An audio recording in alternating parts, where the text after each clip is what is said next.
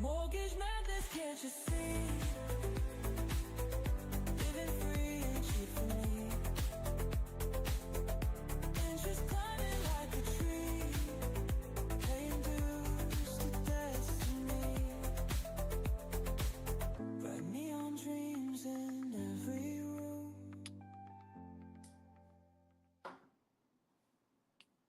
Hello, and welcome to another episode of the Mic'd Up Show, where every mortgage has a story.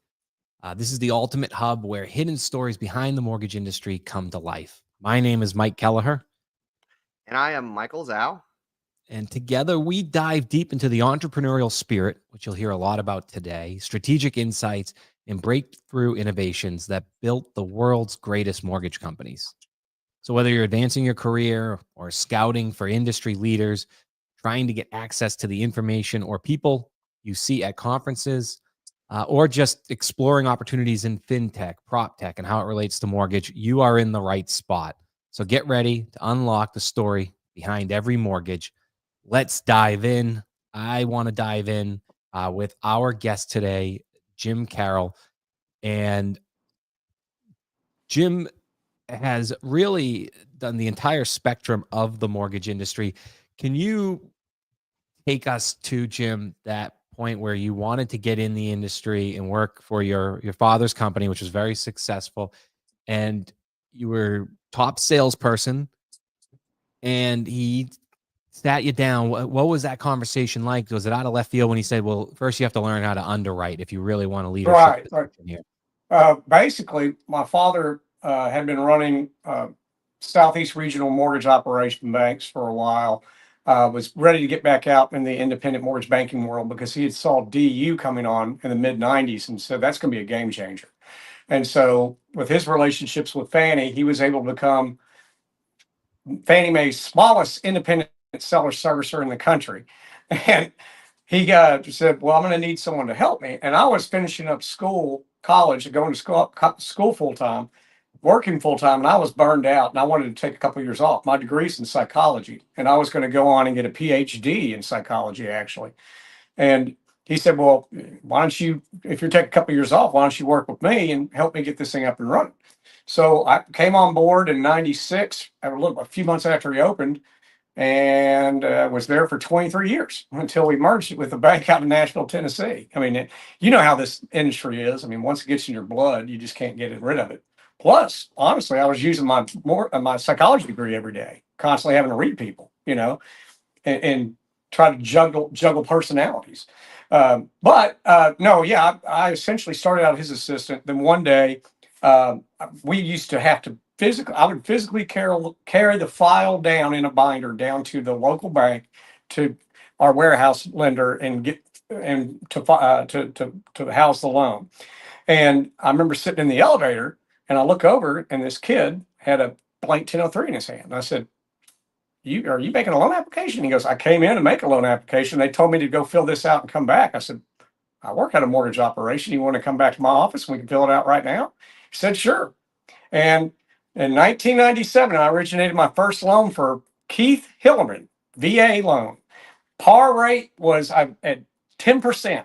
And since then, the rates just started going down until, of course, as of recent. So then after that, I realized, I thought, you know what? I saw the money I could make being an originator. I thought, Dad, I'd like to be an originator. And he said, well, son, he goes, what do you think your hours are? I said, well, I don't know. We're open 8 to 5. He goes, wrong. Real estate's not done 8 to 5. It's done after hours on the weekend.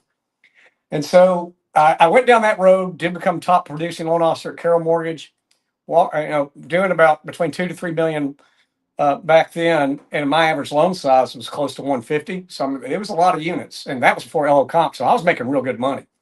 And I was walking around thinking, what doesn't sting.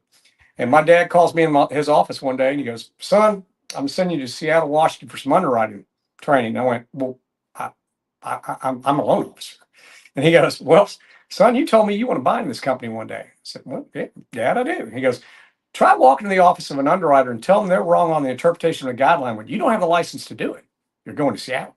So I did go to Seattle, and then eventually got in ownership into the company and started taking over management and having to do things. So started basically and I know what his plan was. He really wanted me to be trained up and licensed as an underwriter to be in between ops and sales and take the pressure off of him. He could just focus on the major problems in underwriting files if one of the underwriters had a problem, and I could explain everything. Because that's the problem with most mortgage operations. The person with the communication doesn't have the time to explain it to everybody. They just say, well, we got to have it. And that's the worst thing a customer wants to hear. They want to know the why. So I did that with, Carroll Mortgage for, we did that for 23 years. And our claim to fame at the Lenders One conferences was that we were in business for 23 years, went through 4 HUD audits and didn't indemnify a loan, which is unheard of. Yeah, in 23 years, that 4 HUD audits really stood out to me because you were at positions in production, secondary management, one of the best dancers I've ever seen. But and a high kicker. You were always present at a lot of these collaborations. I think you were one of the first members of Lenders One originally. So people looked at you as a staple in the region you were in, and it seemed you never had the same tech everybody else had. So you guys were working on ways to innovate and differentiate, which was sort of a current theme into today. Where do you see these new technologies around underwriting? Do you think that is going to mean less fathers bring in Jim and make him go become an underwriter? Do you think they'll make him become some technologist to take over their company in the future? Yeah, that's a good question. I mean, with AI, as y'all know, it's just been a game changer. I've been consulting on an AI software program that has been, and I had told them, I said, if this thing works, it'll be a game changer. And then they started to let me beta test it, and it is truly some of the most amazing stuff I've seen. I will sit there, upload the 1003, upload the credit report, upload the bank statements, the tax returns, go to the other screen while I'm working on some stuff, and it spits out underwriting findings. And what it is, it's truly a highly trained set of eyes coming in behind you. Because I remember one time I was pulling a file to underwrite, and I went, well, wait a minute. And I already underwrote it, and I didn't look through the software first to see what it flagged. And the software I'm using is Friday Harbor. I went to look at it, and I went, oh, there's 3 disputed accounts. I went, well, I don't remember 3 derogatory disputed accounts. And there wasn't, because I don't care about non-derogatory unless it's flagged by AUS. Well, I went and looked, and there was 2 non-derogatory accounts, one that was closed, always paid like clockwork. The other one, of course, it paid like clockwork. There was no problem. Now, it wouldn't have been the end of the world. It wouldn't have stopped me from getting a loan bought. But everyone, nobody wants to get hit on their knuckles with the ruler. And if you get that file gets audited, you'll get rid of it for it. So I went ahead and just need a letter of just explanation on it. So, but that's going to be interesting to see. I think we're in some very interesting times, because I think it's going to allow me as a startup to bring in less back office people to produce a loan, which, as you guys know, the cost of producing a mortgage now is way higher than it was 20, 30 years ago. So now it's about how fast you can produce it and how you got to get your costs down. Yeah, it's interesting that you mentioned that, because when I hear about bringing down the cost, the only thing you can really do to bring down the cost is reducing the cost through people, which means that somehow you have to eliminate the checking of the checkers and then eliminating the checking of the checker's checker. Right? Yeah. So pre and post QC and using AI in order to go through the underwriting process, it sounds amazing. Do you think we need to go through some kind of iteration from beginning to end, from origination to funding to shipping, and then, and so on and so forth in the mortgage loan process in order to figure that out and vet it all the way? I mean, did you just start doing that vetting out of the AI and the software for that? Yeah, I think, if I understand you correctly, I think it's good to have it on the front end, due to the fact, it's like I told as the consultant, I told them, I said, hey guys, your software can do way more than what you're thinking of. And they said, well, what do you mean? I said, well, I can give you these income calculation forms. You could, I mean, your system should be able to see, let's say the borrower only makes $2,000 a pay period. They're paid twice a month. Well, let's see, essentially, if they were paid 4,000, that's going to be what, 48 a year.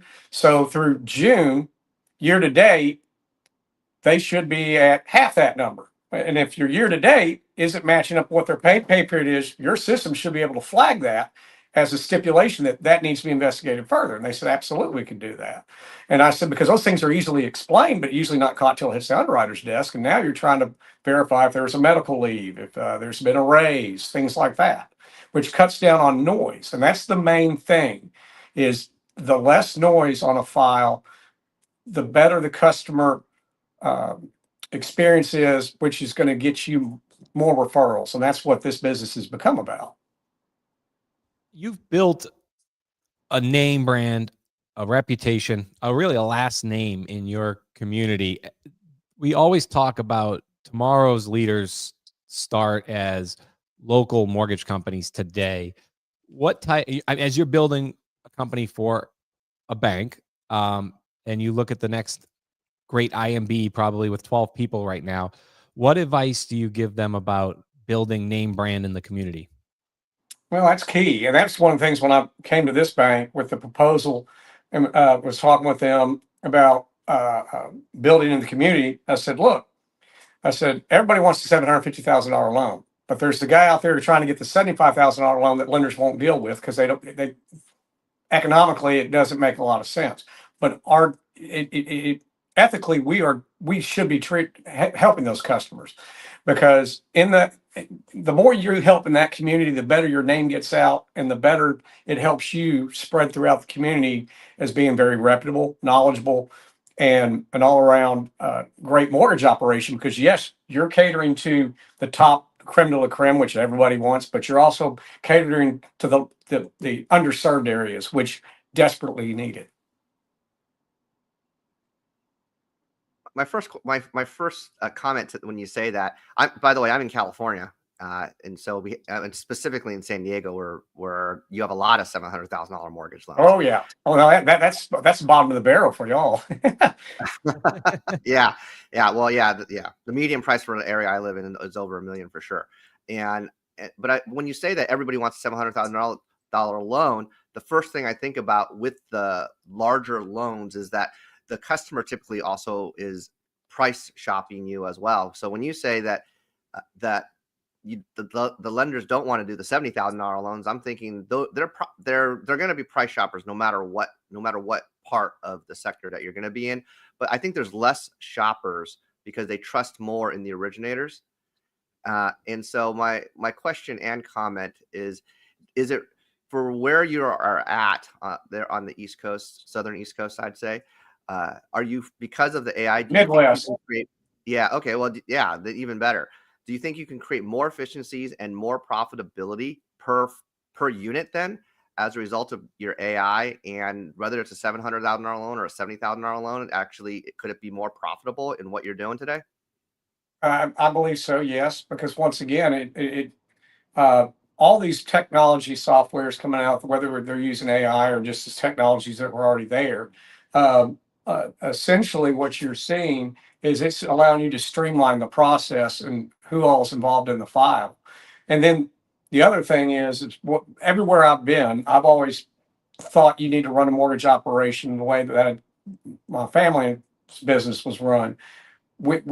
A lot of people in the mortgage business believe you need to be a widget maker.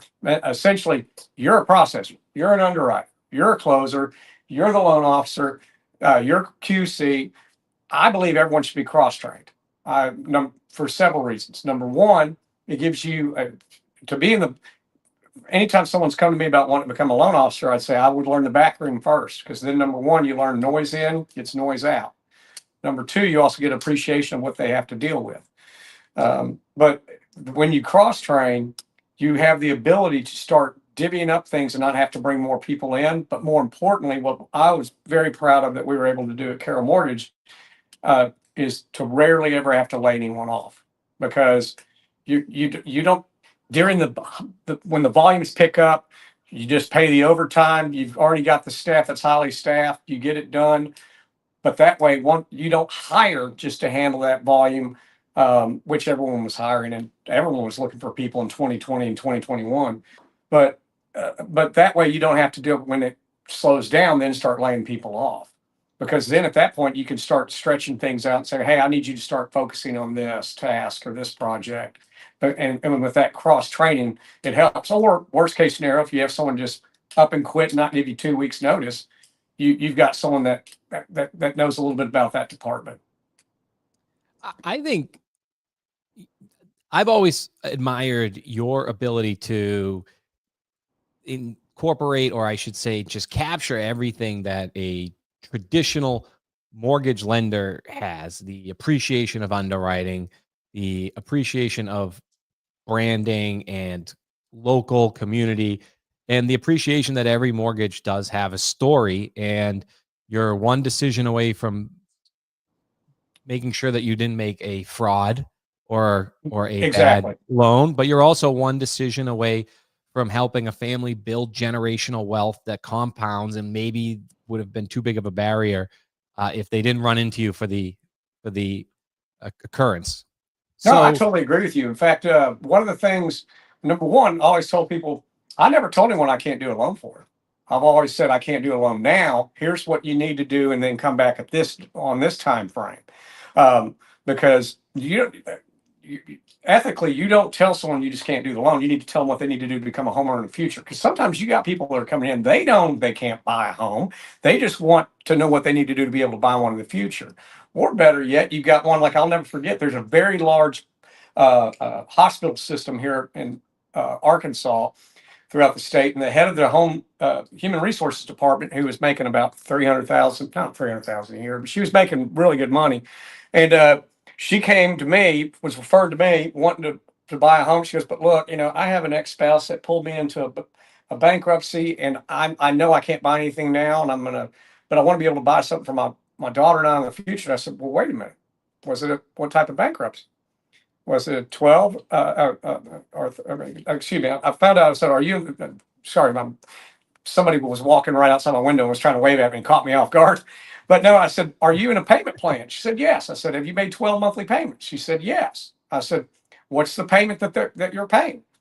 She gave it to me. I looked at the numbers. I said, you can totally buy a house now. You just got a bankruptcy court approval. We can take you FHA. And she was tickled pink, and she bought a house for $300-something thousand. So, I mean, it's a matter of trying to make sense of things for people. And one of the things I've learned about with underwriting that I really appreciate from my father, what he taught me was rule number one of underwriting: throw away the credit score. It's not worth the paper it's printed on.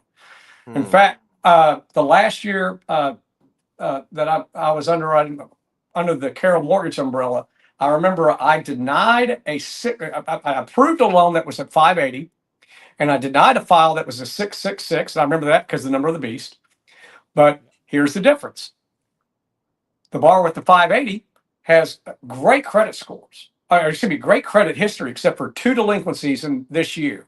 And we are now, that credit report was like in September. He had 2 delinquencies ever on his report, but they were that year on a new account he had just opened. Credit explanation letter said, I opened up a new account. The first payment I made to them, I didn't know they waited 10 days to draft my account, so I was insufficient funds when they drafted it. And I didn't know that was their policy. So the second time it happened, and he stated the month, it was like May. He goes, from there on, I quit paying that way. He'd made payments like clockwork since then. But more importantly, and what I always care about, underwriting is based on, does the borrower have the ability and the willingness to make the payment? I said, I want a verification of mortgage or rent. He was paying $300 more than what our mortgage was going to be, with no delinquencies for the past 36 months. Does he have the ability and the willingness to make the mortgage payment? That's $300 more than his rent? Well, yeah, clearly. More importantly, he was straight salaried. Now, the credit score was crap. In fact, I even took it to a couple other underwriters. I said, no, that credit score is wrong. But the credit risk analysis of the borrower is great. Now, the 666 score, truck driver, most recent year, workers' comp, decreasing income, not 20%, but it's decreasing. The other thing, housing shock. His housing payment was going up $1,100. Now, which loan do you think is a better deal if you take away the credit score? The 580. hmm I mean, it makes sense underwriting for the, depending on who you are, you the 3 or 4 C's of lending, right? Credit, collateral, capacity to pay, and sometimes character. Yep. It makes a lot more sense to stick to the C's of lending rather than, hey, let's see if we can fit into this box. But so speaking of the box then, so why would it make sense today to be a mortgage startup when in the past we had seen negative profitability from the average IMB to today, where still there's some hope on the horizon? So why would somebody who's a smaller, maybe a broker, want to say, I want to be an IMB? Or why would you start one up just as a generality today? Can you go deeper into the mindset so that if you're an originator and you're looking at, well, I could do this on my own, or I can go to someone who's doing a startup, but I want to get paid. So how does someone look at it from an originator standpoint and from an owner standpoint? Well, from on the owner standpoint, the bank realized this is a good time to start it up because of the fact that you can pick up people on the cheap because there's so many people on the street. Essentially on the plus also the banks have the mindset eventually rates will be going down, which will bring a little bit of a refinance market there. Then in regards to an originator, why would you want to go to a startup? Well, I mean, I'm just now starting to bring in, because I didn't go live with the mortgage operation until fourth quarter. And I told them, I said, this has got to be a crawl, walk, run. It was a true mortgage startup. Alabama and here were both true startups. They had no HUD lender ID. So I said, I'm going to have to do all your policies, procedures, get the HUD lender approval, got to get the VA, get USDA. I'm going to have to get, there's no LOS. So I've got to get that set up. And then, I mean, it is a true startup. I said, so once it's started up, then I'm going to got to run a few loans here and there and find the problems and fix them so I can close loans and make closing deadlines. Because if you've got a big, huge pipeline, you're not going to be able to do it. But more importantly, if you start bringing in producers and you're having a problem closing their loans, well, you guys know you've only got one shot with production with loan officers. If you're not closing their loans, they're going to walk right back out the door and they're done. They'll never come back again. So I'm just now wanting to start. We've already been walking. Now I'm ready to start jogging. So I had an interview with a loan officer yesterday, and that was the thing I told her. I said she was talking about maybe going to a bank here that's established that has a mortgage operation. And I said, well, the startup here. I said, you get to deal with me. And I said, directly. I mean, I said, I was on the phone the other night at 8:30 at night explaining to the selling side how to structure the deal to get the deal worked out. To make it work. And she sat there and said, well, very smart lady did ask this question. She goes, well, how are you going to do that when you grow it? And I said, that's a very good question. I said, well, I'm starting out from very, very small and growing. So I'm able to train people the way I want them. And in fact, the person I brought in for closing, who's been a closer for over 10 years, finally one day goes, Jim, I finally figured it out. You're not a micromanager. You're just wanting me to train the way you want it done because it's the right way. And the reason why she said that was the first 2 test cases we had with HUD went through HUD. They pulled it and underwrote them, endorsed them in less than 72 hours. And then the person that's assigned to us even said, hey, look, these are really clean files. Y'all are doing a great job. So she sees the reason why I want it done a certain way, because if you do it the right way, unless there's fraud, you're not getting that loan back. That is perfectly, I think, the perfect story for how you start to build and execute, especially in this market, and you don't get over your skis and want to be somewhere where you're not yet, which some tech vendors do. And I think Mike has a good question on the other side of this quick commercial break from our vendors, and we appreciate Mortgage Connect and their ability to deliver, especially since they control a lot of like the last thing a customer remembers, that closing table, and ADM software, which is a emerging tech because they've already been established with their ability to handle data in ways that others can't. A lot of people have been jotting down that name. So let's hear from our sponsors quickly. Want to take your business to the next level?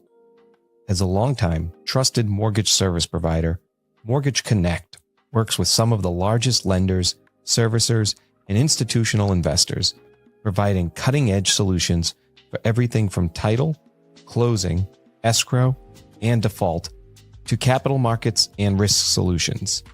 Mortgage Connect brings it all to the table, redefining mortgage lending with innovative digital solutions that can elevate your bottom line.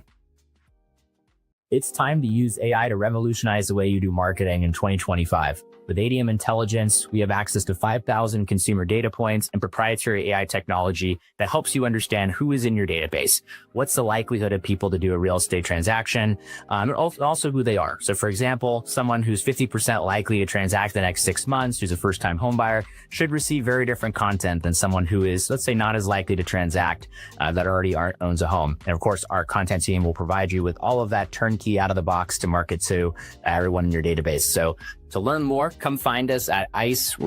If you're there, we're booth number 327, or go to our website, thinkadm.com. Love to walk you through a custom demo of how AI can supercharge your marketing this year. Awesome. Jim, as I listen to you speak, and if I'm coming to you as a recruit or an originator, and to put it into context, I don't think that the average originator actually knows how to ask the right questions based upon your experience. And I think I say that because number one, you went through 4 audits, didn't have any issues. And so an originator comes to you, goes, and all they're concerned about is really getting paid. But then when I listen to you in the second half of our interview, you're talking about the C's of lending: credit, collateral, capacity to pay, and character. And then you can sit here and go, wait a second, as a recruit, maybe we're a younger origination shop, but let me tell you something. I've been through 4 audits, and on top of that, as in experience as a leader, and on top of that, I also believe in make sense lending. I don't think the average originator actually knows how to do that. How do we convey that to any other originator that doesn't necessarily know who you are, or when you're going to be expanding from the Midwest into either the left or the right coast? And as you go through expansion, how do you convey that as the message of your background and not just the bank itself? Because your leadership can actually take leaps and bounds to another originator's, not only in units and productivity, and also in improvement of the quality of the way they also do business as well. So how do you do that and convey that message to the originator? Well, to the originator, I'd always tell them that, especially when they're, like you said, if they're a new originator. Well, guess what? Most realtors do business with people they like. Now, once again, when they give you a contract, they're giving you a paycheck. They're giving you a paycheck. They expect you to cash it. Now, realtors are going to do business with people they like, but more importantly, they're going to test you to see what knowledge you have. They're not going to expect you to know everything, is what I tell them, because you are new. They're going to see how quickly you can get the answer they need, because that's where you can tell a difference in the mortgage operation that the loan officer's at, is how quickly they can get the information from the person who has the answers. That makes a difference. And that's where I've always, that's why I still, even though I'm employed by a bank, I still treat it as if I'm self-employed. I last year in 2024, I came on board in April of 2024 to start this thing. And then in I worked every holiday and every weekend to get it up and running, just because I have that work ethic of being self-employed. I've been assigned this task. I gotta complete it. But in fact, I've told loan officers, the main thing is how quickly you can get the answer, and how much support you have from the senior staff. I've actually taken on 2 Thanksgivings loan applications for loan officers who were unavailable, just because from being self-employed, I know you got to strike when the iron, from being a loan officer, I know you got to strike when the iron's hot. And not only that, if someone's writing an offer on Thanksgiving, they're not wasting your time. If they don't buy on that day, but they're going to be very impressed that you took the time to help them on that day. So that's the main thing, is to try to find out, when you're inquiring as a loan officer about different shops you want to go in with some questions and see how quickly they can get you those answers. Because typically you're going to be dealing with a sales manager. So I would come in with some hard cases of how would y'all handle this loan or this loan, and see how long it takes before they can get back to you with, this is how we would structure it, here's what we would do. because communication to me is key to everything. I mean, and that's why, like I've told people before. In fact, when I was talking to that seller side, I told y'all about the other night at 8:30. I told the buyer's agent, I said, get me a letter from the borrower saying I have full access to talk to the selling side. Then I got the seller on the phone and I explained everything, because then it's not the underwriter telling the processor who's telling the loan officer's agent, or excuse me, the borrower's agent who's telling the seller's agent who's telling the seller. It's coming straight from the underwriter. Hey, here's the problem. Here's how we can fix it if we do X. We appreciate a little segue there of being able to talk a little turkey with you, Jim. This is about coming on two full years now of doing this every Thursday live at 2 p.m. Eastern. We haven't wavered on it, except the 2 Thanksgivings we've taken off. Next Thanksgiving, we'll have you host the show for us. We appreciate that. Hey, there you go. If you are, it'll be the best episode you've ever had. It'll be the most viewed, that's for sure. And if you like this, please give us a like, a subscribe on our YouTube station. If you're listening on one of our audio podcasts like Spotify, Apple, Amazon, or anywhere else, please give us a like as well. I want to segue into one current event while giving you another compliment, another flower as our guest. I think our industry gets very trained because of the way Fannie and Freddie's DU system is set up, where it's almost gamified to try and get somebody qualified.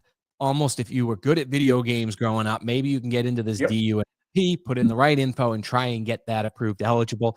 And then if you have a culture that's built on sales and leveling up, it's about how many can you get in there, how many can you get approved, how many can you move. And I think the further you get away from the fact that these are serious vehicles, very regulated by the federal agencies if you're going through it, and you can lose sight of some of the penalties that go along with it, what type of game you're playing if you don't have a leader like Jim Carroll. So when HUD tweeted out just a couple hours ago that they are now going to be looking at occupancy fraud, which if you followed us, Michael Zhao and his family office of 1031s and reverse 1031s and fix and flips has been talking about careful of these 203Ks as potential occupancy frauds for a long time now. Nobody in particular, but I could see somebody playing that game, trying to get the approved eligible and losing sight on the big game that they're playing, the big purpose that they're playing. So I appreciate how you do that, Jim. What advice would you give to lenders, maybe seeing that tweet, on anything they should react now or any new culture initiatives they should do as a wake-up call moving forward? Or in regards to occupancy fraud? The fact that it's been a while since the agencies have come out and said something as alarming as, hey, we're going to go look back at the phones, and anybody that didn't play by. I think that what you're starting to see over the last few years, there has been fraud for housing. And because of that, in fact, I even knew someone that told me that's basically what they did. Luckily, they didn't use me as their lender, but they actually had someone that was a friend put them on salary at their office just until they got the loan approved, and then they went back to their regular self-employed job. And how do you combat that? I mean, that you can't. I mean, it's about risk analysis. I mean, essentially, you're taking a gamble on someone that's newly employed. You're going to be doing that. In regards to risk and occupancy, you're just going to have to look to see if there's anything there that doesn't make sense. You know, that's the only thing you can do. But I think as a culture, you maybe putting in some places where you get rewards as a loan officer for spotting fraud, right? Like very few places instead you just lose out on that. Maybe you're one deal away from going to President's Club, right? And maybe just a little bit of an extra pat in the back. Like, we know you could have tried to get it into Fannie Mae. Good job asking the extra question. Because I'm sure a lot of these could be figured out if you asked one more question, right? Yeah, and I agree. And that's what if you know your loan officers, you can, if it's a manual underwrite, I would always call them in. If I was real iffy feeling on it, I'd call the loan officer in and I'd ask them, I said, do you think they'll make the payment? And I actually had some loan officers go, no, I don't think they would. I mean, that's why it's important to try. And that's what I remember when I was starting this up and I was trying to look at bringing somebody on it for a position I needed.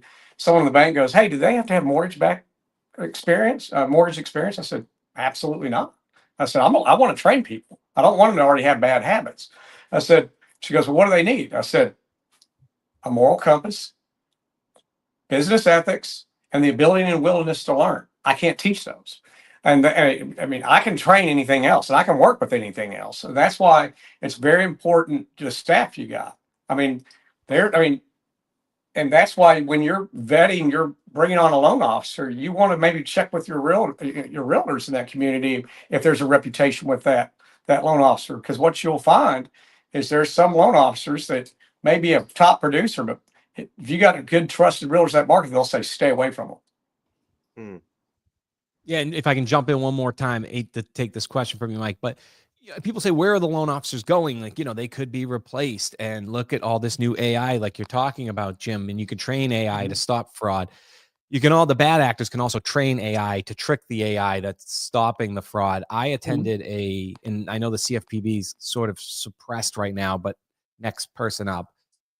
When they were asked on stage at the New England conference, what do you guys think of AI? They said, we have no comment on it other than, and we're all for it, other than if your AI makes a decision or chat something in a bot, you will be under the same penalties as if a person chatted or made that decision. So it's something to consider. If you went all digital AI and AI couldn't pick up on that fraud, that could end up going back up to the owner who put in that software. I think that's going to be a finger point in the future where, right. That's why I don't believe you're going to replace a lot of the jobs. I mean, you're always going to need the person, a physical person to do analysis sometimes. 'Cause like you said, software programs can be tricked.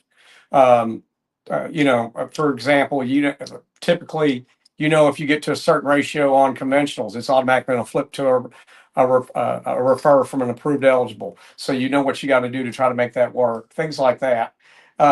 But yeah, I mean, that is the truth.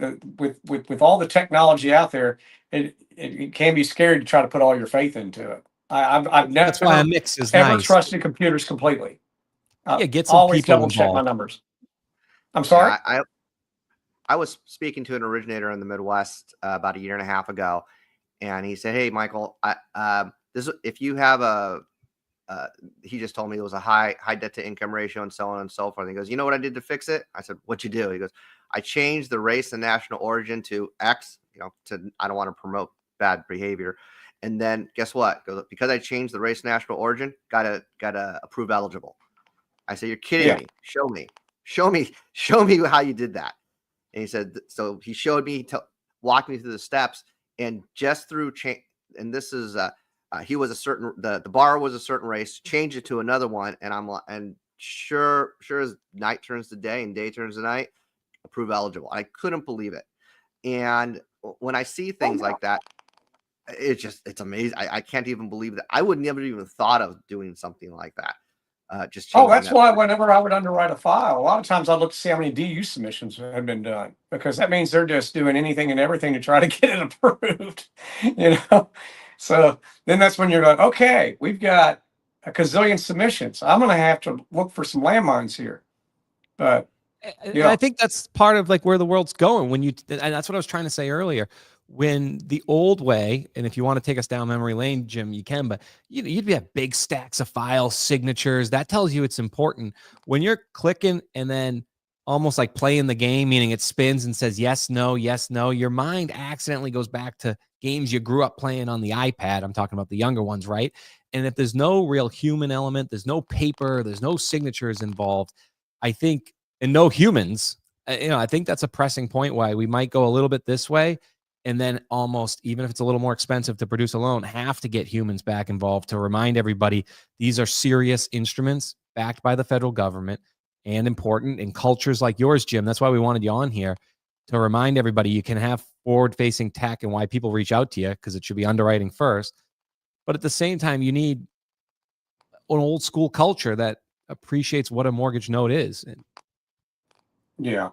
To address what you mentioned earlier about how do you deal with to prepare yourself for that fraud potential of fraud for occupancy that HUD just made a note of today, it might be a case that you may want to have your fraud document, that's punishable by $1 million fine and 30 years in prison, separate from all the disclosures you send out, and that way your loan officer goes, "Hey, you signed all these disclosures, but I want to make sure you understand this one document here," and because there had been times where we had a borrower that we thought was committing fraud and would go over with them, "Hey, look, you signed this one initial disclosure. States that if you commit fraud, you can go to jail up to 30 years and up to $1 million fine." And boy, they would start telling you the truth right then and there when you'd point that out. Because when they go through all those disclosures, they're not looking at them. I mean, that you can send 50 plus pages of disclosures out for e-signatures and they'll come back in a matter of minutes. They didn't look at anything. They just click, click, click, click, click, click, click, click. But if you point that one out to them real quick, I think that will put a very strong emphasis on don't commit fraud on me. Do you think that working for a bank, it's going to be easier for originators with you at the helm? Instead of looking at you as an actual FDIC insured bank, they're going to be able to look into you as if you're an IMB, which you are, I guess, on an actual basis, independent mortgage, Right. FDIC banker. Do you think it's going to be easier for the originator to come to you and say, "You know what, we're going to do make sense lending as an FDIC insured bank, and we're going to act like an IMB, except you're going to get the same service as an IMB, even though we're with a bank"? Because if you go with an FDIC brand name, you're going to be in a little bit more, maybe a little bit more stringent in the guidelines with the whatever, and I forget the name of the federal group that legislates FDIC insured banks, but you're going to have some underwriting issues as an originator, and I think that are you guys going to be doing some DSCRs and non-QM also as a part of your bank platform? Well, first off, I told her I'm not going to be doing any non-QM. All that is to me is subprime all over again. I just changed the name of it. Not to insult anybody in that business, but number one. But number two, typically I don't like files that I don't underwrite because when it goes out of the office, everybody's always beating you up, wanting to know what the status is and everything. But non-QM, I don't have a real big taste for. The DSCRs, I'm not doing them yet, but I probably will be because Fannie and Freddie have really pulled out of the investment market. So I mean, it's and I need to look into that. But in regards to the FHA, VA, USDA, Fannie and Freddie, I don't have any overlays. I'm underwriting to what the agency guidelines are. That's what got me through the 4 HUD audits. Was I didn't have any of these. I just wrote to the agencies, and then they would come back and say, "Well, why did you do this?" And I would say to HUD, "I'd go, show me in your handbook where it says I can't do it." For example, I remember on one with one of HUD's audits, they came back. They said, "We see that this was a manual underwrite, and that section such and such of the handbook where on that it says there's 3 things required." I went, "Huh? I'm an underwriter, and I don't require all 3 things being required." So I reply back. I go, "You are correct in section such and such." On page of the handbook, there is 3 bullet points. After bullet point number 2, it says "or not and." Big difference in that one word. And that's what I try to point out to loan officers. It's about the wording. You need to read things because a lot of loan officers don't read the DU findings, and that's very important. Now, sometimes, don't get me wrong, the DU findings will just direct you to the selling guide of the handbook, but sometimes there's some verbiage in there that you can catch right off the bat that is an issue that you didn't address right then and there. Like, for example, one of the things with this software that I'm using from Friday Harbor, I was like, "Are you able to flag when the credit report's about to expire?" And they said, "Well, sure. Why does that matter?" I said, "Well, I can't tell you how many times I had a loan officer walk in my office and go, 'Got a slam dunk deal, got the contract, locked it in.'" I said, "Well, you didn't read your DU findings. The credit report expired a month ago. You're gonna have to pull new credit. Hope you even have a deal. And then on top of that, see if we can still keep the price in there." So it's a matter of reading those things. That's the key. Go ahead, Mike. If you're an IMB leader, and I'm listen to this conversation, one of the issues has been when the agencies come back and say, "You got to buy this loan back," and you go, "Wait a second, this follows DU guidelines." do you think that with the way that you have trained your operations staff, is there a more efficient way for IMB leaders to look at their operations and say, this is how you can reduce or mitigate the amount of buybacks from the agencies in the way that you have trained or taught your current operations staff so they can reduce those buybacks from the agencies?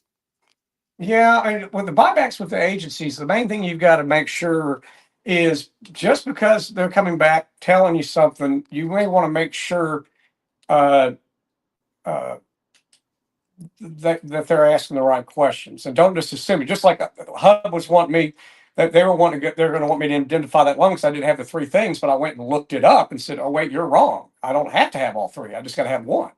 The other thing is documentation. Documentation. Always keep it. You may not deliver it all to the investor, but if it comes up later on, sometimes I'll tell people I want X, Y, and Z. I don't need it for the file per se, but later on down the road, they may want it, and I want to have it in the file in case we need it. Because sometimes they'll. Or, for example, I have one. I'm a notorious pack rat. I keep when I was an originator, I kept everything, and I remember after the subprime meltdown, Citi around 2011 or 12 came back. What must have bought to buy back a loan because there was not a bank statement for that file from 2005. Guess who had documentation that said file from 2005 and had that bank statement? You. Yeah, So that's a shout out to all you. They say there's a method to my madness. There is a method to my madness. Not pack rat, but one for the Gen X, one for the millennials of the world. The last pack rat generation. I have a final question because I know we're running up on time here. I'll call it just for any listeners out there. I don't plug it very often, but Adopt the Brand is my company. It's a door opener matchmaker for any mortgage vendor that the lenders maybe don't know about, making those introductions to people like you see our guests on our show, looking for fintech, prop tech, new stuff, especially top of the funnel with large customer bases would be cool. I plug that because my question actually has to do with that. And the vendor startup, lender startup or not, but the vendors, let's do this one. The vendor startup and then the Jim Carrolls of the world that would love to help everybody, but obviously doesn't have time to help. That dance, right? You've been in this dance.